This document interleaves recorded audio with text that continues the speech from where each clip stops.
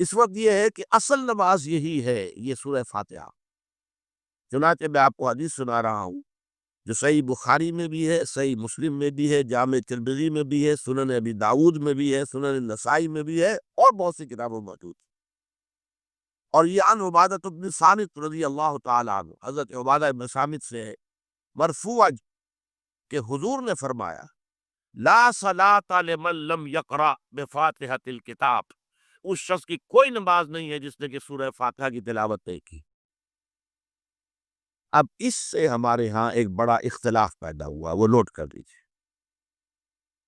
ایک رائے یہ ہے، آپ اگر علیحدہ نماز پڑھ رہے ہیں تو ظاہر بات ہے کہ آپ کو ہر رکعت میں خود پڑھنی ہی پڑھنی ہے سورہ فاتحہ۔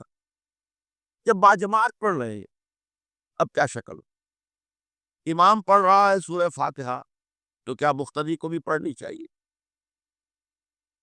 اس حدیث میں جو الفاظ کی شدت ہے اس کی بنا پر رجحان یہ ہوتا ہے کہ یقیناً اس صورت میں ہر شخص کو لا صلاۃ لمن لم یقرأ بفاتحۃ الکتاب، جس نے کہ فاتحہ کی تلاوت نہیں کی، قرات نہیں کی، اس کی کوئی نماز ہی نہیں۔ تو یہ موقف ہے امام شافعی کا، یہی مسلک ہے ہمارے اہل حدیث بھائیوں کا کہ آپ چاہے اکیلے نماز پڑھ رہے ہو، چاہے امام کے پیچھے پڑھ رہے ہو، اور چاہے امام جو ہے وہ جہری رکعت پڑھا رہا ہے اور چاہے سری رکعت پڑھا رہا ہے۔ خاموشی والی رکعت سورہ، آپ کو معلوم ہے کہ نماز جو ظہر اور عصر کی ہے وہ چاروں رکعتیں جو ہے وہ سری ہے، مغرب کے اندر آ کر دو جہری ہے ایک سری ہے، عشاء میں آ کر دو جہری ہیں دو سری ہے، سورہ اور نماز فجر کے اندر دونوں جو ہیں وہ جہری ہے۔ تو چاہے جہری ہو چاہے سری ہو، آپ کو بھی لازماً جو مقتدی ہے اسے بھی سورہ فاتحہ پڑھنی ہوگی۔ اب اس کے لیے انہوں نے یہ طریقہ جو ہے تلقین کیا ہے کہ امام تیزی سے نہ پڑھے، رک رک کر پڑھے الحمدللہ رب العالمین، اس کے بعد اتنا وقفہ دے دے کہ جو مقتدی ہے وہ بھی کہہ لے اپنے دل میں، یا اب پڑھ لے الحمدللہ رب العالمین الرحمن الرحیم۔ یہ رک رک کر پڑھنا، خاص طور پر اگر آپ کو موقع ہوا ہو کسی اہل حدیث امام کی امامت میں نماز ادا کرنے کا، تو آپ دیکھیں گے کہ بڑا فرق ہے۔ ہمارے جو حنفی امام الحمدللہ رب العالمین الرحمن الرحیم مالک یوم الدین ایاک نعبد و ایاک نستعین، چار آیتیں جو ہے وہ بھی ایک سانس میں پڑھ جائیں گی، لیکن یہ کہ عام طور پر جو اہل حدیث حضرات ہیں وہ رک رک کر ٹھہر ٹھہر کر پڑھتے ہیں، ترتیل کے انداز میں پڑھتے ہیں۔ یا پھر دوسری شکل انہوں نے ایک اور کی ہے، یہ آپ سعودی عرب میں جب کبھی نماز پڑھیں گے اور آپ پڑھی ہو آپ نے، تو وہاں آپ دیکھیں گے کہ امام جو ہے وہ سورہ فاتحہ پڑھنے کے بعد کوئی 1 منٹ جو ہے خاموش رہتا ہے، تاکہ آپ اب جو مقتدی ہے وہ اس وقفے میں وہ اب سورہ فاتحہ پڑھ لیں، پھر وہ قرات کرے گا، کوئی اور آیات اس نے شامل کرنی ہے تو بعد میں شروع کرے گا، درمیان میں وقفہ ہو۔ لیکن ایک مسلک یہ ہے، اور یہ مسلک جو ہے یہ در حقیقت قرآن مجید کی ایک آیت کے اوپر مبنی ہے۔ سورہ اعراف کے آخر میں فرمایا گیا وَإِذَا قُرِئَ الْقُرْآنُ فَاسْتَمِعُوا لَهُ وَأَنصِتُوا، جب قرآن پڑھا جا رہا ہو تو توجہ سے اسے سنو، خود خاموش رہو۔ اب یہ قرآن مجید کی آیت ہے، اس کے بنا پر ایک رائے یہ ہے کہ آپ امام کے پیچھے سورہ فاتحہ نہیں پڑھیں گے، پڑھا جا رہا ہے سنو اس کو، خود خاموش رہو۔ اور اس کے لیے وہ دلیل دیتے ہیں کہ یہ شکل ایک وفد ایسی ہے، جیسے کسی بڑی شخصیت کے پاس اگر آپ کا کوئی وفد جاتا ہے، 8-10 افراد ہیں، ان میں اسپوکس مین ایک ہوتا ہے، وہ بات کرتا ہے، باقی سب لوگ موجود رہتے ہیں، سنتے ہیں۔ اسی طریقے سے امام جو ہے وہ گویا کہ آپ کا نمائندہ ہے، اب وہ پڑھ رہا ہے الحمدللہ رب العالمین الرحمن الرحیم مالک یوم الدین، تو امام کی قرات ہی آپ کی بھی قرات ہو گئی، گویا کہ اس آیت سے، اس حدیث سے اختلاف نہیں ہے، اس کی تعبیر سے اختلاف ہے کہ امام کا قرات کر لینا در حقیقت مقتدیوں کی طرف سے بھی قرات ہے۔ اس میں جو حنفی مسلک ہے وہ بہت سخت ہے، اور وہ یہ ہے کہ چاہے سری نماز ہو اور چاہے جہری ہو، ہر کسی بھی حالت میں مقتدی جو ہے وہ سورہ فاتحہ نہیں پڑھے گا۔ اب اس میں ذرا سا سوال پیدا ہوتا ہے کہ جہری رکعت میں تو اس آیت کا اطلاق ہو جائے گا کہ وَإِذَا قُرِئَ الْقُرْآنُ فَاسْتَمِعُوا لَهُ وَأَنصِتُوا، سری میں تو اس آیت کا اطلاق نہیں ہوتا۔ بہرحال یہ مسلک ہے امام شافعی کا، ایک انتہا پر ہے، ہر صورت میں سری ہو یا جاری ہو آپ کو پڑھنی ہی پڑھنی ہے، اور امام ابو حنیفہ دوسری انتہا پر ہے کہ چاہے سری ہو چاہے جاری ہو کسی شکل میں نہیں پڑھنا۔ امام مالک کا مسلک ہے درمیان میں، کہ میں اس میں کوئی جھجک محسوس نہیں کرتا کہ میں آپ کے سامنے عرض کر دوں کہ میں اس پر عمل پیرا ہوں۔ وہ کیا ہے؟ جہری نماز میں خاموش رہو اور سنو، اس آیت کا اطلاق ہو جائے گا جب بلند آواز سے پڑھ رہا ہے امام تو پوری توجہ، فاستمعوا لہ، اپنی پوری توجہ کو اس کے سننے کے اوپر مرکوز کر دو اور خود خاموش رہو۔ سری رکعت میں البتہ جبکہ وہ بھی خاموشی سے پڑھ رہا، آپ بھی خاموشی سے پڑھ۔ بہرحال ان چیزوں میں نے یہ سب کوئی بیان کیا ہے تو اس سے جو میرا مقصود ہے وہ یہ ہے کہ معلوم ہو جائے کہ اس میں کوئی بڑی بنیادی بات نہیں ہے، نہ یہ کہ جو حنفی ہے وہ اس حدیث کا انکار کرتے ہوں کہ لا صلاۃ لمن لم یقرأ بفاتحۃ الکتاب، کیسے وہ انکار کریں گے؟ اور نہ ہی کوئی جو حنبلی ہے یا اہل حدیث ہے وہ قرآن کی اس آیت سے جو ہے وہ اختلاف کر سکتا ہے کہ اذا قرئ القرآن فاستمعوا له وانصتوا، لیکن یہ ہے کہ اس کے پھر اس سے جو احکام کا استنباط ہے اس میں اختلاف ہو جاتا ہے، تو اس کو نہیں سمجھنا چاہیے کہ یہ کوئی بہت بڑی اہمیت والی بات ہے۔ جب اللہ سے دعا کی جاتی ہے تو عام طور پر کہتے ہیں اے اللہ اپنے حبیب کے صدقے میں ہمیں سیدھی راہ دکھا، اس کا موجودہ دور کے حوالے سے کیا کانسیپٹ ہے؟ جو کام بھی ہم اللہ کے ساتھ کریں وہ ایک عبادت کا جز ہو جاتا ہے، اور اس میں کامل پیروی ہونی چاہیے حضور کی اور صحابہ کی۔ یہ صحابہ سے ثابت نہیں ہے، اس میں یہ ہے کہ ذرا بھی ہم ادھر سے ادھر ہو جائیں گے تو خطرے میں پڑ جائیں گے، مشتبہات میں آ جائیں گے۔ جو چیز صحابہ سے ثابت ہے اس پر اتفاق کیجیے، جب اس میں کوئی محرومیت تھی کسی شے کی وجہ سے کم رہ گئے کہیں۔ اصل میں ہم ان چیزوں میں جو کوئی بڑھاتے چلے جاتے ہیں اس سے پھر گمراہی کے، اگر شروع میں وہ گمراہی نہیں بھی ہوتی تو گمراہی کا احتمال اور گمراہی کا امکان ہو جاتا ہے۔ تو کیپ آن دی سیف وے، اور سیف وے یہ ہے کہ جو بھی چیز دعا کے ضمن میں جو بھی دعائیں صحابہ کرتے تھے جس طور سے کرتے تھے، حضور کو میں نے یہاں پہ حضور کے ساتھ صحابہ کو ایڈ کر لیا ہے، کیونکہ یہاں تو حضور کو کہنا کہ حضور کے صدقے حضور کے واسطے یہ اے اللہ ہمارا یہ کر دے، تو یہ تو گویا کہ اگر ایسی بات صحیح ہوتی تو صحابہ کرتے، حضور تو نہ کرتے کہ میرے صدقے اے اللہ میری بات یہ قبول کر لے، لیکن صحابہ تو کرتے نا۔ لیکن یہ کہ یہ چیزیں ثابت نہیں ہیں، بس یہ دلیل میرے نزدیک اصل ہے۔ اب آپ اس پر اپنی دلیل لائیں، نقلی دلیل لائیں، اس کا کوئی فائدہ نہیں۔ پہلے اصول طے کروا لیجئے، ما انا علیہ واصحابی، تین وہ ہے جو حضور کے طرز عمل سے اور حضور کے صحابہ کے طرز عمل سے ثابت ہو جائے۔ اس اصول کو جتنا پختہ کر لیں گے پھر اس کے حوالے سے بھائی لا ثبوت لا، بس ٹھیک ہے۔ آگے کی بات، کسی بزرگ کی بات، کسی صوفی کی بات، کسی ولی کی بات، کوئی شے دلیل نہیں ہے دین میں۔ کسی دلیل، کسی دینی بات کوئی مزید وضاحت کے لیے کوئی شے ہو یا سائنس کی بات ہو، اس کا کوئی شعور حدیث سے ثابت ہونا ضروری نہیں ہے، حضور سائنس پڑھانے نہیں آئے تھے۔ وہ فلسفے کا مسئلہ ہو، دین کی بات، عقیدے کی بات، عبادت کی بات، اور دعا جو ہے وہ خل عبادہ ہے، عبادت کا جوہر ہے، اس پہ یہ ہے کہ ما انا علیہ واصحابی، خصوصاً علی افضلہم وخاتم النبیین محمد الامین وعلی آلہ وصحبہ اجمعین۔ اما بعد فقد قال اللہ تبارک وتعالی کما ورد فی اول سورۃ البقرہ، اعوذ باللہ من الشیطان الرجیم، بسم اللہ الرحمن الرحیم، الف لام میم، ذالک الکتاب لا ریب فیہ ھدی للمتقین الذین یؤمنون بالغیب ویقیمون الصلاة ومما رزقناہم ينفقون والذین یؤمنون بما انزل الیک وما انزل من قبلک وبالآخرۃ هم یوقنون اولئک علی ھدی من ربہم واولئک هم المفلحون۔ وقال عز وجل كما ورد في نفس السورة ليس البر أن تولوا وجوهكم قبل المشرق والمغرب ولكن البر من آمن بالله واليوم الآخر والملائكة والكتاب والنبيين۔ وقد قال جل وعلا كما ورد في آخر نفس السورة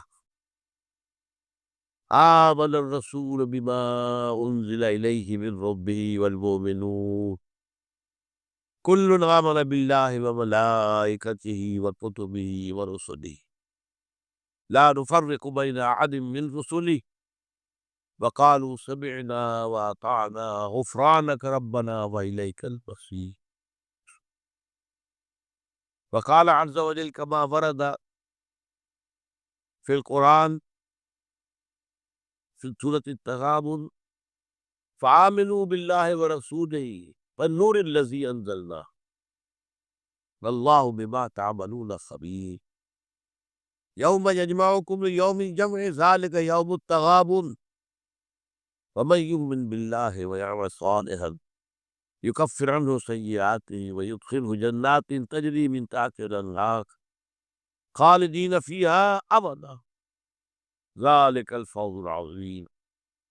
والذين كفروا وكذبوا بآياتنا أولئك أصحاب النار خالدين فيها وبئس المصير. صدق الله العظيم. رب اشرح لي صدري ويسر لي أمري واحلل عقدة من لساني يفقهوا قولي. اللهم ربنا ألهمنا رشدنا وأعذنا من شرور أنفسنا. اللهم أرنا الحق حقا وارزقنا اتباعه وأرنا الباطل باطلا وارزقنا اجتنابه. اللهم صل على عبدك ونبيك ورسولك وحبيبك وخليلك محمد وبارك وسلم وبارك على جميع الأنبياء والمرسلين وعلى ملائكتك المقربين وعلى عبادك الصالحين وعلينا معهم يا أرحم الراحمين.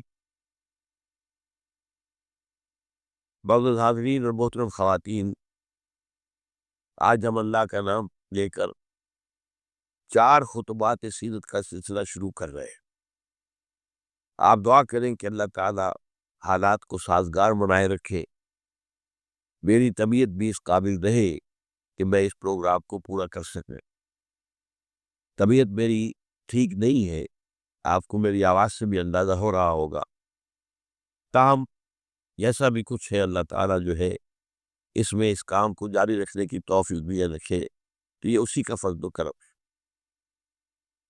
یہ جو پہلا خطبہ ہمارا ہے سیرت کے بارے میں، اس کا عنوان ہے فلسفہ دین میں نبوت و رسالت کا بقا۔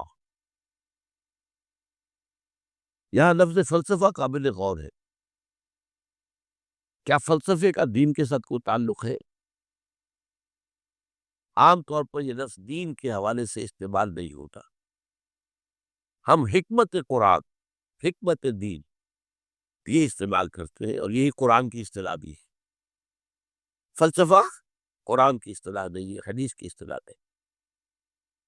ان دونوں میں جو فرق ہے وہ نوٹ کر لیجئے۔ فلسفہ خالص منطق کی بنیاد پر آگے چلتا ہے۔ جہاں کوئی چیز منطقی طور پر ثابت نہ ہو وہاں فلسفہ رک جائے، آگے نہیں بڑھے ہو۔ جبکہ حکمت جو ہے اس میں جہاں منطق سے بھی سروکار ہے، وہاں فطرت کے اندر جو چیزیں اللہ نے ودیعت کی ہوئی ہے اور جو بدیہیات فطرت کہلاتی ہیں، جن کے لیے کسی دلیل کی ضرورت نہیں ہے، بلکہ دلیل جو ہے ان کے لیے ثابت کی نہیں جا سکتی، ان چیزوں کو بھی ملحوظ رکھتے ہوئے فطرت سلیمہ کی رہنمائی میں عقل اور منطق اپنا سفر طے کرے تو اس کا جو نتیجہ ہوگا اس کا نام حکمت ہے۔ قرآن مجید میں حکیم انسان کی ایک بڑی مثال دی گئی ہے حضرت لقمان کی صورت میں۔ وَلَقَدْ آتَيْنَا لُقْمَانَ الْحِكْمَةَ أَنِ اشْكُرْ لِلَّهِ۔ ہمارا جو منتخب نصاب ہے مطالعہ قرآن حکیم کا، اس کا 30 درس اسی پر مشتمل ہے۔ سورہ لقمان کو دوسرا دو۔ البتہ ایک بات جان لیجئے کہ فلسفے کی بہت سی شاخیں ہیں۔ منطق خود ایک فن ہے اگرچہ، لیکن وہ فلسفے کی شاخ شمار ہوتا۔ ایک زمانے میں نفسیات بھی فلسفے کی شاخ تھی، یہ سب فلسفے کی، لیکن اب جو ہے فلسفے کے لیے علیحدہ علیحدہ نام اس کی مختلف شاخوں کے لیے۔ ایک کا نام ہے میٹا فزکس۔ میٹا فزکس جو ہے اس کا براہ راست تعلق جو ہے دین کے ساتھ۔ ایک ہے فزیکل ورلڈ، وہ جو ہم اپنے حواس سے خمسہ سے جس کے بارے میں معلومات حاصل کرتے ہیں۔ جو مادی کائنات ہے، چاہے ہم نے اپنی ننگی آنکھ سے دیکھا، چاہے ٹیلیسکوپ سے دیکھا، دیکھنے والی شے تو آنکھ ہی ہے نا۔ ٹیلیسکوپ تو کچھ نہیں دیکھتی، دیکھتی تو آنکھ ہے۔ ٹیلیسکوپ نے اس آنکھ کا دائرہ بہت وسیع کر دیا۔ مائکروسکوپ سے دیکھا، تب بھی دیکھا تو آنکھ نے ہے، مائکروسکوپ دیکھنے والی شے نہیں ہے۔ تو چاہے انسان نے اپنے حواس خمسہ سے مجرد جو ایسے وہ ہے ان سے کام لے کر کچھ معلومات حاصل کی، اس میں جو اضافے ہو گئے، دوربین آ گئی، خوردبین آ گئی، وغیرہ وغیرہ، ان سب سے جو بھی چیز ہمیں معلوم ہوتی ہے وہ فزکس کا دائرہ ہے، طبیعیاتی علوم، فزیکل سائنسز۔ میٹا فزکس اس کا نام ہے جہاں یہ کہ حواس جو ہے یہ ساتھ نہیں دے سکتے، حواس کے دائرے سے باہر۔ میٹا فزکس، فزکس اور میٹا فزکس یہی فرق ہے اس میں۔ اب ظاہر بات ہے، میں نے ابھی جو آیات آپ کو سنائی ہے سورہ بقرہ کی ابتدائی آیات اس بات سے محکم، الف لام میم ذالک الکتاب لا ریب فیہ ھدی للمتقین الذین یؤمنون بالغیب۔ قرآن مجید سے استفادے کی شرط اول ہے غیب پر ایمان۔ غیب وہی چیز ہے جو آپ کے حواس کے ذریعے سے آپ کی گرفت میں نہیں آتی، آپ کے علم میں نہیں آتی۔ اب ظاہر بات ہے ذات باری تعالیٰ ہے، ظاہر ہمارے دائرہ حواس سے بلکہ عقل سے، وہم سے، خیال سے خبر ماورا براؤ براؤ ثم براؤ برا، فرشتے ہیں انہیں ہم نہیں دیکھ سکتے، اور اسی طریقے سے وحی ہے وہ کیا ہے ہم نہیں دیکھ سکتے، نہیں جان سکتے۔ یہ سب جو ہے میٹا فزکس کا میدان ہے، اور فزکس کا میدان وہ ہے جو کچھ ہم دیکھ سکتے ہیں، میٹیریل ورلڈ ہے، جو بھی میٹیریل چیزیں ہیں وہ فزکس کی ہیں، اور وہ میٹا فزکس۔ تو قرآن کا جو میٹا فزکس ہے، اب ظاہر بات ہے کہ جب سائنس بہت آگے بڑھ گئی ہے، فزیکل سائنسز، تو ضرورت اس امر کی تھی اور اب بھی ہے کہ قرآن کے میٹا فزکس کے ساتھ جدید فزکس سے حاصل شدہ معلومات کو جوڑا جائے، دیکھا جائے یہاں پہ تضاد تو نہیں ہو سکتا، ناممکن ہے۔ اور بہترین بات ہے جو ڈاکٹر رفیع الدین مرحوم نے لکھی، قرآن is the word of God and this universe is the work of God۔ کس نے بنایا ہے اس کو؟ یہاں کے قانون طبیعی جو بھی ہے، فزیکل لاز کس نے بنایا ہے؟ یہ ساری کائنات کس نے بنائی ہے؟ کون اس کو چلا رہا ہے؟ یدبر الامر من السماء الی الارض، کون؟ اللہ۔ تو word of God Quran, work of God کائنات، ان دونوں میں کوئی تضاد تو ممکن نہیں ہے۔ عام انسان کے بھی قول و فعل میں تضاد ہو تو ہم اسے سمجھتا بڑی گھٹیا بات ہے، آپ کا قول یہ ہے آپ کا عمل یہ ہے، اللہ کے قول اور عمل کے اندر تضاد کیسے ہو سکتا ہے؟ یہ ضرور ہوا ہے کہ قرآن مجید تو آج سے 1400 برس پہلے جو ہے نازل ہوا ہے، اس وقت انسان کی جو مادی معلومات تھی وہ اتنی کم تھی کہ قرآن مجید میں فزیکل فینومینا کا جو تذکرہ ہوا ہے ان کو صحیح طور پر سمجھا نہیں جا سکتا تھا، اس لیے کہ بھی ہماری معلومات اس کائنات مادی کے بارے میں بہت محدود تھی۔ لیکن جیسے جیسے جیسے جیسے سائنس آگے بڑھی ہے، قرآن نے پہلے کہہ دیا تھا سنریہم آیاتنا فی الآفاق وفی انفسہم حتی یتبین لہم انہ الحق۔ یہ ہم قرآن تو آج دے رہے ہیں تمہیں، لیکن ہم اپنی آیات، نشانیاں آفاق اور انفس میں دکھائیں گے دکھائیں گے دکھائیں گے اور دکھائیں گے، یہاں تک کہ یہ بات تم پر بالکل واضح ہو جائے گی، مبرہن ہو جائے گی، یہ قرآن حق۔ تو جتنی سائنٹیفک ترقی ہوئی ہے اس نے ثابت کیا ہے قرآن کی حقانیت۔ آپ نے پہلے بھی تذکرہ سنا ہوگا، ٹورنٹو یونیورسٹی کا جو ہیڈ آف دی ڈپارٹمنٹ، جو یہ ایک خاص علم جنین ہے، یعنی ماں کے بطن میں جو بچہ پرورش پاتا ہے، ایمبریولوجی اس سائنس کا نام۔ آج جب کہ انسان میں آپ کو معلوم ڈسیکشن بھی ہوتا ہے، سب کچھ ہوتا ہے، مائکروسکوپ بھی ہے، اور نہ معلوم کیا کیا چیزیں ہیں جس کے اندر داخل کر کے دیکھ لیتے ہیں. گھٹنے کا درد ہے، گھٹنے میں کیمرہ داخل کر دیتے ہیں، وہاں سے دیکھ لیتے ہیں اندر کیا ہے. تو آج جو معلومات حاصل ہوئی ہے وہ حیران ہوا. 1400 برس پہلے یہ کیسے دے دی گئی قرآن میں؟ اس نے مانا. مورس بوکائی نے یہ مانا، فرینچ سرجن تھا، شاہ فیصل اس کے پاس علاج کے لیے گئے تھے، وہاں انہوں نے قرآن پیش کر دیا اسے. میں نے کہا میں کیسے پڑھوں گا اس کو، یہ تو عربی میں ہے.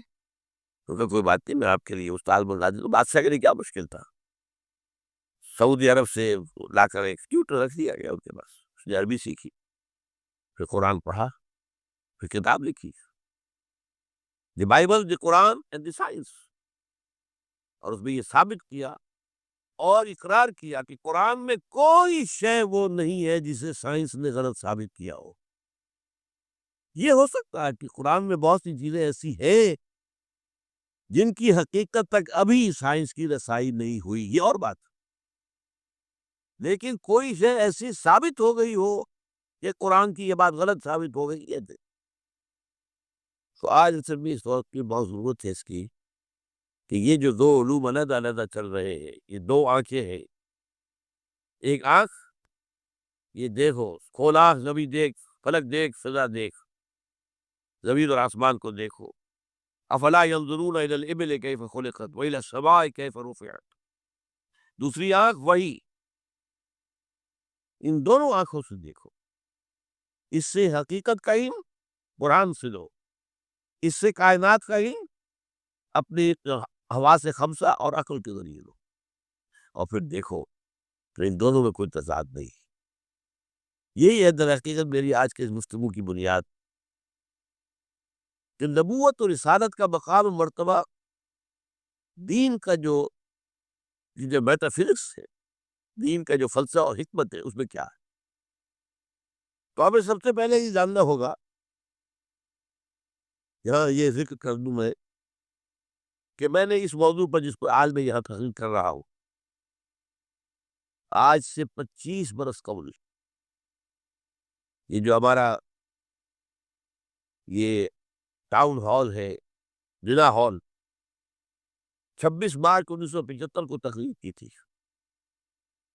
اور وہ تقریر چھپی ہوئی ہے، میری کتاب ہے نبی اکرم صلی اللہ علیہ وسلم کا مقصد بعثت.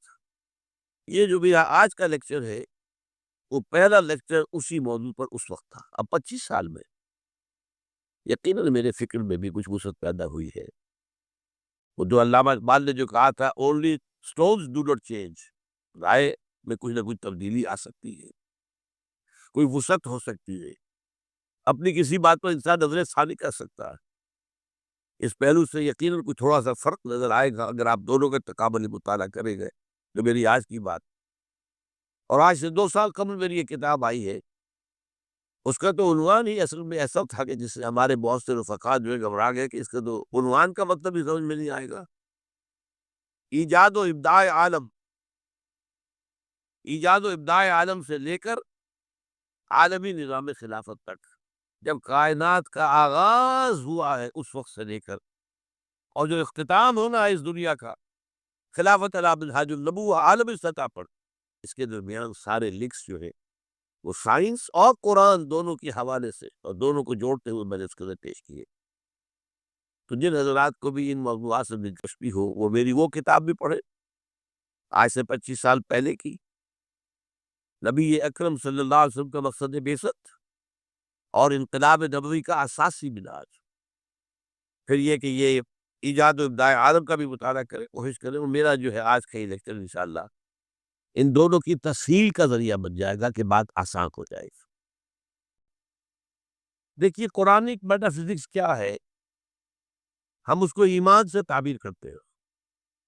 میں نے یہ چند آیات آپ کو سنائی. ایمانیات کیا کیا ہے؟ اللہ پر ایمان، آخرت پر ایمان، یوم آخر پر ایمان، وحی پر ایمان، فرشتوں پر ایمان، کتابوں پر ایمان، رسولوں پر ایمان، حضور کی ختم نبوت و رسالت پر کی بات، قرآن کے آخری اللہ کا کلام ہونے اور اس کے محفوظ ہونے پر ایمان، بعث بعد الموت پر، جنت اور دوزخ پر، حساب کتاب پر، وزن اعمال پر ایمان. یہ تمام ایمانیات، یہ سب کیا ہے؟ یہ میٹا فزکس ہی. یہ ہمارے اس دائرہ حواس کے اندر آنے والی چیزیں نہیں۔ ان ایمانیات کو تین بڑے بڑے عنوانات کے تحت جمع کیا جا سکتا ہے۔ نمبر ایک، ایمان باللہ یا توحید۔ نمبر دو، ایمان بالآخرہ یا معاد۔ معاد کے معنی لوٹنے کی جگہ، قعد یعود عودا، لوٹنا، معاد لوٹنے کی جگہ، اس میں ظرف ہے۔ تیسرے، ایمان بالرسالت۔ اب جب یہ ایمان باللہ کیا ہے، چند چیزوں میں گنواؤں گا۔ پہلی بات یہ کہ آج ہم یہ مانتے ہیں، ہم پہلے سے مانتے تھے، آج دنیا بھی مان رہی ہے۔ جو فزکس کا اب سے کچھ عرصے پہلے کا دور تھا، 50-60 سال پہلے کا، اس وقت تک یہ مانا جاتا تھا کہ کائنات ہمیشہ سے ہے اور ہمیشہ رہے گی۔ یہ نیوٹونین دور کہلاتا ہے فزکس کا۔ لیکن آج ہمیں وہ بات معلوم ہو چکی ہے سائنس سے، جو قرآن ہمیں بتاتا ہے کہ کائنات ہمیشہ سے نہیں ہے، نہ ہمیشہ رہے گی۔ یہ خاص وقت پر پیدا کی گئی ہے اور ایک خاص وقت پر ختم ہو جائے گی۔ آج سائنس نے اس کے لیے نقطہ آغاز اس کو کہا ہے بگ بینگ، ایک بہت بڑا دھماکہ ہوا تھا، اس سے کائنات شروع ہو گئی۔ تو یہ تصور بھی ہے کہ کائنات ابھی پھیل رہی ہے، پھول جھڑی کی طرح۔ پھول جھڑی آپ کو معلوم ہے ایسے چکر لگاتے ہوئے پھیلتی ہے، اسی طرح یہ کائنات ابھی پھیل رہی ہے، مزید گیلیکسیز وجود میں آ رہی ہے۔ آپ اکثر و بیشتر اخبارات میں پڑھتے رہتے ہیں کہ آج ایک اور نئی گیلیکسی دریافت ہو گئی ہے، اتنے millions and millions and trillions and trillions years, light years دور ہے ہم سے۔ تو حساب کتاب پہ آنے والی باتیں نہیں، لیکن یہ کہ اللہ تعالیٰ نے بھی فرمایا تھا بِيَزِيدُ اللَّهُ فِي الْخَلْقِ مَا يَشَاءُ، اللہ اپنی تخلیق میں اضافہ کرتا رہتا ہے جو چاہتا ہے۔ کیا کرتا رہے گا؟ دونوں معنی اس کے ہو سکتے ہیں، فعل مضارع میں فعل حال بھی ہے اور فعل مستقبل بھی ہے۔ اور اسی کو اقبال نے کہا، یہ کائنات ابھی ناتمام ہے شاید، کہ آ رہی ہے دمادم صدائے کن فیکون، کن فیکون، کن فیکون۔ ابھی تو نئی نئی چیزیں وجود میں آ رہی ہیں، لیکن ایک وقت آئے گا، جیسے وہ فنر ہوتا ہے، فنر، وہ فنر جو ہے لپٹا ہوا ہے، اس کو آپ کھینچتے ہیں، لیکن اگر چھوڑ دیں کہ اس طرح کو، یہ پھر وہیں آ جائے گا واپس۔ اسی طرح ایک وقت آئے گا کہ یہ کائنات جو ابھی تو پھیل رہی ہے، جا رہی ہے، ایک وقت میں اس کی ریورسل ہو جائے گی، اور یہ جو اب سمٹنی شروع ہوگی، پھر ایک نقطے پر جا کر ختم ہو جائے گی۔ قرآن میں نقشہ کھینچا گیا، یوم نطوی السماء کطی السجل للکتب، ہم یہ فضاؤں کو اور خلاؤں کو لپیٹ دیں گے، لپیٹ دیں گے۔ دیکھیے آج کا کانسیپٹ اور قرآن کے الفاظ، جیسے پچھلے زمانے میں کتابیں ہوتی تھی، جلد بندی کا تو معاملہ نہیں تھا، ایک کاغذ پر لکھ کیا پورا ہو گیا، اس کے ساتھ نیا کاغذ چسپاں کر دیا اور اس کو رول کر دیا۔ اب آپ نے دوسرے کو لکھا، وہ پورا ہو گیا، اس کو اور رول کر دیا، تیسرا لگا، وہ رول بنتے تھے، سکرولز بھی کہلاتے ہیں۔ تو یہ سکرولز، یہ آسمان، اللہ تعالیٰ فرما رہے ہیں یوم نطوی السماء کطی السجل للکتب، جیسے اس زمانے کی کتابیں ہوتی تھی کہ سکرولز کی صورت میں ہوتی تھی، اس طریقے سے ہم آسمانوں کو لپیٹتے ہیں۔ یہ کائنات نہ ہمیشہ سے ہے، نہ ہمیشہ رہے گی۔ ایک ہستی ہے البتہ جو ہمیشہ سے ہے اور ہمیشہ رہے گی، وہ ہستی اس کائنات کی خالق،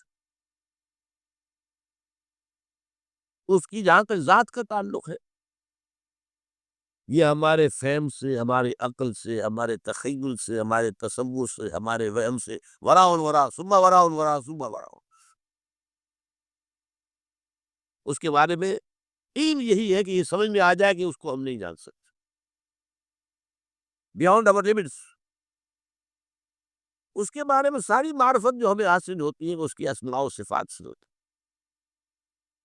شاید آپ میں سے اکثر کو جو بھی سے یاد ہو، بچپن میں اگر یاد کرائے ہوں گے والدین نے، ایمان مجمل، ایمان مفصل۔ ایمان مجمل کیا ہے؟ آمنت باللہ کما ہوا باسمائہ و صفاتہ وقبیل جمیع احکامہ اقرار باللسان و تصدیق بالقلب۔ یہ اسماء و صفات باری تعالیٰ رہی، اس میں بھی لمیٹیشن ہے۔ اللہ بصیر ہے، دیکھتا ہے، کیسے دیکھتا ہے یہ ہم نہیں جانتے۔ کیا اس کی اس طرح کی کوئی آنکھ ہے؟ کیا وہ بھی دیکھنے کے لیے روشنی کا محتاج ہے؟ نعوذ باللہ من ذالک۔ ہمارے ہاں تو ایسے حیوانات موجود ہیں جو بغیر روشنی کے دیکھتے ہیں۔ تو اللہ کا دیکھنے والا ہے، سبھی ہے، سنتا ہے، کیسے سنتا ہے؟ کیا ساؤنڈ ویوز کی ضرورت ہے اسے بھی؟ اس کا بھی کوئی کان ہے جس سے آ کر ٹکرائے وہ؟ ٹھیک ہوتا ہے۔ اسی طرح اس کا کوانٹیٹیو پہلو، اللہ ہر شے پر قدیر ہے، کتنا قادر ہے ہم کیا تصور کریں گے؟ ہمارا تو تصور بڑا محدود ہے۔ یوں سمجھیے کہ ہمارے دماغ کی مثال اس سنار کی وہ جو ترازو ہوتی ہے، تولے ماشے یہی کریں گے نا اس پر، چلو تو نہیں کر سکتا، خسریا لا کر آپ اس پر تولنا چاہیں۔ تو اللہ تعالیٰ کی اسماء و صفات کا بھی وہ کتنا قدیر ہے، کتنا بصیر ہے، یہ تو ہمیں لہذا معلوم ہوا کہ اللہ تعالیٰ کی بات کے بارے میں ہماری معلومات بہت محدود ہے۔ بس یہ ہے، ایک بڑا پیارا شعر ہے، دور بینان بارگاہ الست، جز پہ این برداند کے ہست ہست۔ یہ بارگاہ الست جو ہے، یہ جو ہم عہد کر کے آئے تھے اللہ سے، الست بربکم قالوا بلی،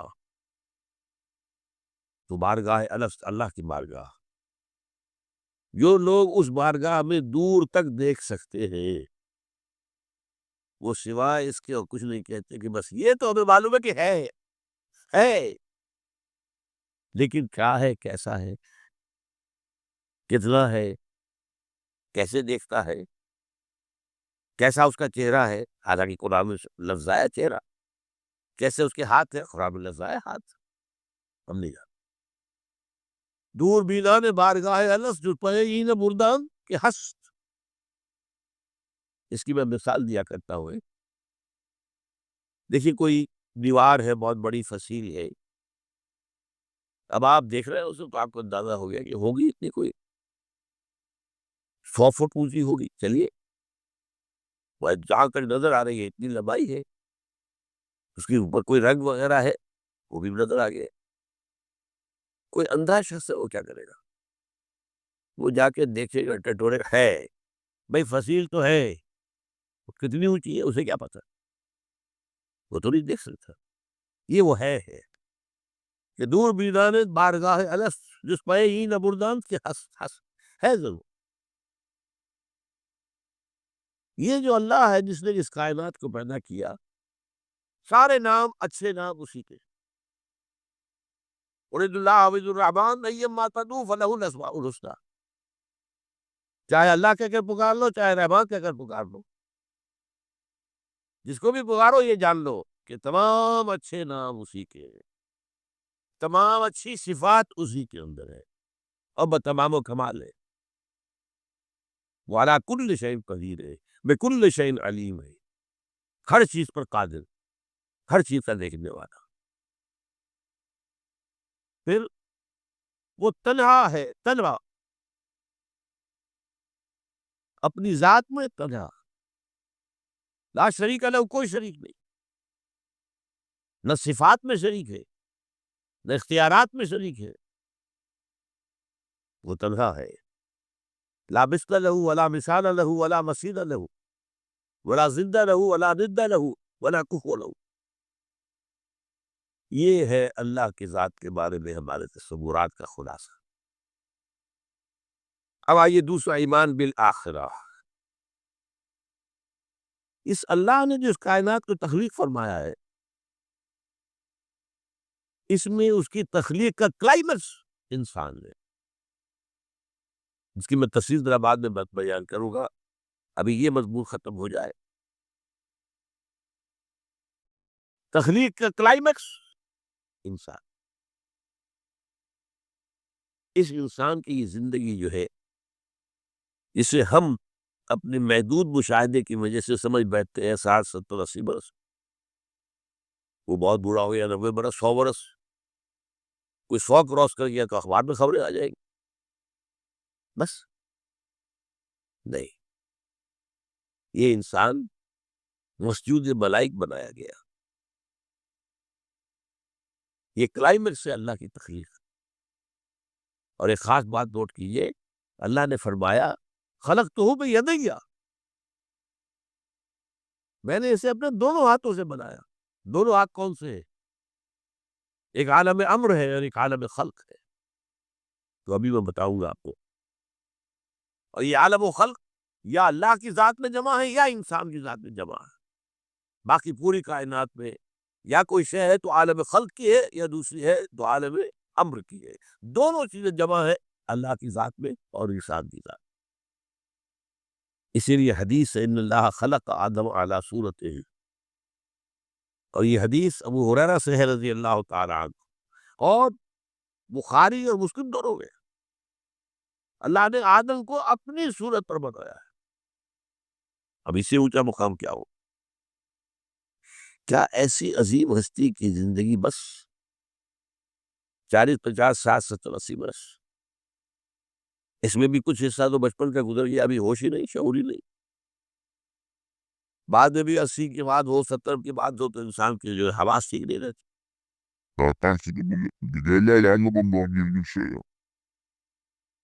علم ختم ہو جاتا۔ نہیں، قرآن کیا بتاتا، یہ بات وہ ہے جو افسوس ہے، صد افسوس، کہ آج بالکل ذہنوں سے خارج ہے۔ انسان کی زندگی بہت طویل ہے، بہت طویل ہے، بہت طویل۔ علامہ اقبال جو کہتے ہیں تو اسے پیمانہ امروز و فردا سے نہ ناپ، جاویداں پہ ہم دما ہر دم جمع ہے زندگی۔ کیا یہ ایسے ہی بٹ کھاک دی ہے انہوں نے؟ نہیں، یہ قرآن کا مطالعہ ہے۔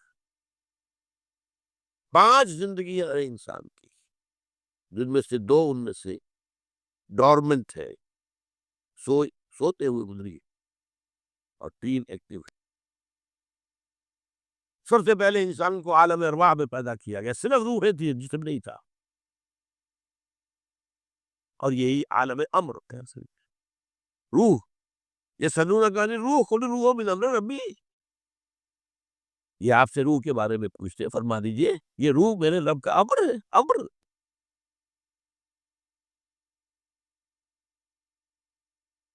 اس کے بعد اسی امر کے دوران، اسی روحانی زندگی کے دوران عہد لیا گیا، الست بربکم قالوا بلی۔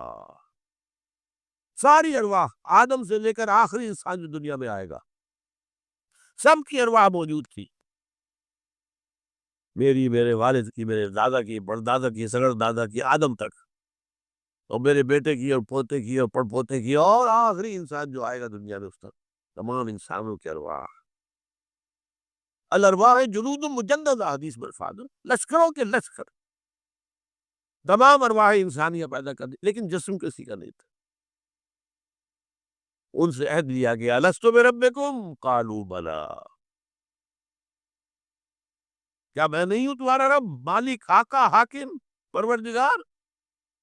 سب یقیناً ہے اللہ، تو ہی ہمارا حاکم ہے، پروردگار ہے، عالم۔ پہلی زندگی یہ ہے۔ اس کے بعد سلا دیا گیا۔ نیند اور موت میں زیادہ فرق نہ سمجھیے، موت جو ہے وہ بھی ایک طرح کی نیند ہے، اور نیند بھی ایک طرح کی موت ہے۔ چنانچہ جو دعا مسنون ہے، جب صبح آپ اٹھے تو آپ کی زبان پر جو دعا آنی چاہیے، اگر آپ کو یاد ہو حضور کی دعا، الحمدللہ الذی احیانی بعد ما اماتنی والیہ النشور، اس اللہ کا شکر ہے جس نے مجھے زندہ کیا اس کے بعد کہ مجھے مردہ کر دیا تھا۔ نیند مردہ ہوتا ہے انسان جب اس کا شعور ہی نہیں، تو یہ در ہے۔ اور موت تو اب آنے والی ہے، موت معدوم ہونے کا نام تو نہیں ہے، مردہ پڑا ہے، زندگی تو نہیں ہے، لیکن یہ کیا معدوم ہو گیا؟ معدوم ہے، موجود ہے۔ اور دوسری بات یہ کہ ہمارے علم کے مطابق تو یہ ہے کہ ادھر سے ادھر منتقل ہونے کا نام ہے موت، ہم تو انتقال کہتے ہیں نا۔ بھائی آپ لاہور سے کراچی منتقل ہو گئے، اللہ اللہ خیر صلی اللہ، آپ ایک عالم سے دوسرے عالم پہ منتقل ہو گئے۔ عالم دنیا سے عالم برزخ، عالم برزخ سے عالم آخرہ۔ تو پہلی زندگی عالم ارواح میں، جبکہ ہمارے پاس جسم نہیں تھے، پھر سلا دیا گیا، یہ دوسری زندگی ہے، لیکن یہ موت کی کیفیت یا نیند کی کیفیت ہے۔ پھر ہماری تیسری زندگی آئی ہے اس دنیا میں، رحم مادر میں، جب حیولہ بنا ہے اور 120 دن کا جنین ہو گیا، امبریو ہو گیا، پھر اللہ فرشتے کو بھیجتا ہے۔ یہ حدیث ہے حضور کی اور متفق علیہ روایت ہے۔ بدقسمتی سے جو چیزیں ہمارے مادی ذہن سے ٹکراتی ہے ہم انہیں قبول نہیں کرتے۔ مادیت کا اتنا غلبہ ہے کہ جو چیز بظاہر اس مادی کیفیات اور مادی قوانین اور ضوابط کے تحت نہیں آتی، ہم ان کو ریجیکٹ کر دیتے، حالانکہ وہ عالم ہی اور ہے، یہ عالم اور ہے۔ روح اس مادی عالم کی ذہن نہیں ہے۔ حدیث میں آتا ہے، حضرت عبداللہ ابن مسعود رضی اللہ تعالیٰ عنہ کی روایت ہے کہ رحم مادر میں 40 دن وہ جو امبریو ہوتا ہے وہ نطفے کی شکل میں ہوتا ہے، پھر 40 دن علقہ، پھر 40 دن مضغہ، ثم یرسل الملک فینفخ فیہ الروح، پھر فرشتے کو بھیجا جاتا ہے اور وہ فرشتہ اس میں روح پھونکتا ہے۔ یہ اس کی تیسری زندگی شروع ہو گئی۔ یہ جو زندگی ہے، روح جمع جسم، یہ ہماری حیات دنیاوی، روح جمع جسم۔ اور زندگی کون سی ہو گئی ہے؟ تیسری، عالم ارواح کی۔ پھر وہ کولڈ سٹوریج میں جہاں سلا دیے گئے، ڈب کر دیے گئے، پھر یہ دنیا کی زندگی 70 80 جو برس آنے ہے، پھر موت آئی، چوتھی زندگی شروع ہو گئی، عالم برزخ۔ وہ زندگی ہے، موت نہیں ہے، اس کو تو سب مانتے ہیں۔ عذاب قبر ہم مانتے ہیں، قرآن سے ثابت ہے۔ بعض لوگ یہ سمجھتے ہیں کہ شاید قرآن میں ذکر نہیں ہے، غلط بات ہے، لیکن میرے پاس زیادہ وقت نہیں ہے۔ برزخ کے اندر زندگی کی ایک کیفیت ہے، اس کے اندر جیسے کہ ہمارے یہاں بڑی ویسے چھڑ گئی ہے۔ حضور کی زندگی کیسی ہے؟ آیا ایسی ہے جیسے دنیا میں تھی یا اس سے کچھ مختلف ہے؟ تو میں کہا کرتا ہوں دنیا کی زندگی تو اتنی اچھی زندگی نہیں ہے، حضور کو جو زندگی ہے عالم برزخ میں، اس کا تو ہم تصور بھی نہیں کر سکتے۔ اس عالم برزخ میں فرق کہا گیا شہداء کو، وَلَا تَقُولُوا لِمَن يُقْتَلُ فِي سَبِيلِ اللَّهِ أَمْوَاتٌ بَلْ أَحْيَاءٌ وَلَٰكِن لَا تَشْعُرُونَ۔ اللہ کی راہ میں شہید ہو جانے والوں کو اموات مت کہو، مردہ مت کہو، زندہ ہے، تمہیں اس کا شعور نہیں۔ ہمیں شہداء کی زندگی کا شعور نہیں، پھر صدیقین اوپر ہے، پھر انبیاء ان کے اوپر ہے، پھر رسول ان کے اوپر ہے، سب سے اوپر سید المرسلین ہے۔ کیا زندگی ہوگی، ہم کیا تصور کر سکتے؟ ما لا عین رات ولا اذن سمعت ما خطر علی خلق بشر۔ بہرحال پھر یہ چوتھی زندگی آ گئی، پھر آئے گا، پھر سور پھونکا جائے گا، اور پھر فَإِذَا هُمْ قِيَامٌ يَنظُرُونَ، تو سب زندہ ہو کر دوبارہ کھڑے ہو جائیں گے۔ وہ یوم القیامہ ہوگا، کھڑے ہونے کا دن، اور اس سے ہمارا پانچواں دور شروع ہو جائے گا، حیات اخروی۔ اچھا، حیات اخروی کے بارے میں ہمارا کیا ایمان ہے؟ کیا وہ کبھی ختم ہونے والی ہے؟ وہ تو ابدی ہے۔ فَإِنَّهَا لَجَنَّةٌ أَبَدًا أَوْ لَنَارٌ أَبَدًا، یہ پوری زندگی، تو زندگی کتنی بڑی ہو گئی۔ تو اسے پیمانہ امروز و فردا سے نہ ناپ، جا بنا پہم دواں، ہر بن گواں ہے زندگی۔ البتہ ایک کام کیا کیا ہے اللہ نے، یہ جو دو موتوں کے درمیان زندگی آئی ہے، پہلی موت جو کہ ہم عالم ارواح سے اس کے بعد سلا دیے گئے، موت آ گئی نا، پھر اللہ نے زندہ کیا۔ پھر جو ہمیں موت آنے والی ہے میری اور آپ کی، ان دو موتوں کے درمیان ایک زندگی کا حصہ کٹ گیا ہے اس پر سے۔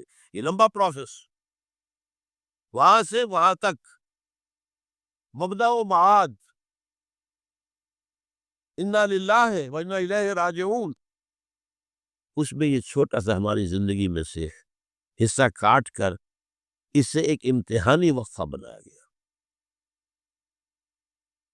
خلق الموت والحیات لیبلوکم ایکم احسن عملا، اس نے زندگی اور موت تخلیق کی ہے تاکہ تمہیں آزمائے کہ کون ہے تم میں سے اچھے عمل کرنے والے. یہ امتحانی یوسف اقبال نے خوب کہا ہے.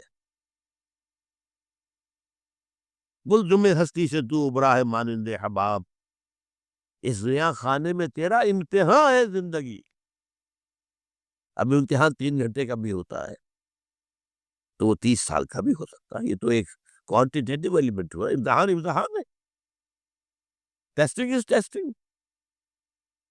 یہ حیات دنیاوی امتحان ہے. گلزم ہستی سے تو ابرا ہے مانند حباب، اس ریاں خانے میں تیرا امتحان ہے زندگی. اس کے بعد جب ہمیں دوبارہ اٹھا دیا جائے گا، حساب کتاب ہوگا، آباد کا جزا و سزا کے فیصلے ہوں گے، اور پھر یہ جنت اور یہ دوزخ. وَإِنَّهَا لَجَنَّةُ الْأَبَدَىٰ أَوْ لَنَارُ الْمَوْتِ. یہ حیات ایک ایمان باللہ اور ایمان بالآخرہ. ایمان بالآخرت کے ضمن میں پورے حیات انسانی کا ایک تصور جو ہے سامنے لانا ضروری ہے. اب آئیے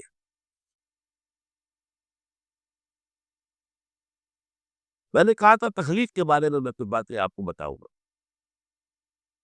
یہ جدید سائنس کے حوالے سے بھی بہت اہم چیزیں ہیں اور یہ قرآن کے حکمت اور فلسفے کے لیے. بدقسمتی ہماری یہ ہے کہ ہمارے جو فلسفی مسلمان ہوئے، ابن سینا ہو، فارابی ہو، کندی ہو، جو متکلمین ہوئے جنہوں نے عقل سے کام لے کر قرآن کی تفسیریں کی ہے، امام راضی میں بہت بڑے مقام پر ہے اور ہے اور ہے. کوئی صوفی مزاج صوفی ہے، فلسفی ہے. ان سب نے اپنی زیادہ تر گفتگو کا دار و مدار یونانی حکماء اور فلاسفہ کے بات پر رکھی ہے. سقراط اس کا شاگرد، افلاطون اس کا شاگرد ارسطو. ہمارے متکلمین، ہمارے فلاسفہ سب ارسطو کے شاگرد. ہمارے صوفیہ اکثر و بیشتر افلاطون اور پروٹائنس افلاطونوس ان کے شاگرد. لہذا مولانا روم نے بڑا شکوے کے انداز میں کہا تھا، چند خانی حکمت یونانیہ.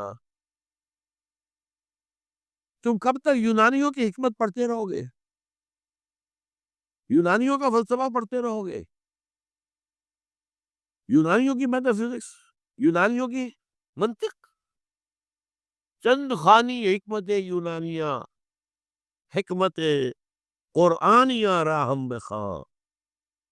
کبھی ذرا قرآن مجید میں جو حکمت دی گئی ہے، جو فلسفہ دیا گیا ہے، جو حقائق بیان کیے گئے، کبھی ان پر توجہ کرو. اللہ تعالیٰ توفیق دے. میری دلی آرزو ہوگی کہ آپ میں سے جو ذہین لوگ ہیں، ظاہر بات ہے کہ یہ میدان ہر شخص